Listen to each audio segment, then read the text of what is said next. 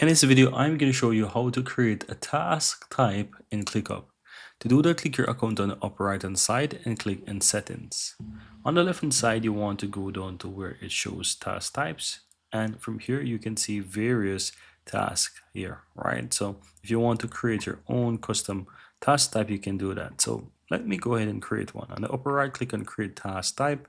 And you want to go ahead and, of course, give your name, a singular name for a task. So I can call this, for example, recording, for example, or record. And let's say plural, and it can be recording, right? Let's say that's it.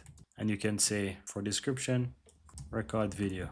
And I can go ahead and choose even the icon. So if I click the icon on the left, I can type, for example, video, and it will find those, and I can just choose one of them and click and create a task type. And you can see that it's created because right here it shows the one created by ClickUp, but it also shows the one created by me. So record, for example. So if you'd like to delete it, guys, just go ahead and click the tree that's on the right and you can delete it. But that's it. That's how you go ahead and create a task type in ClickUp.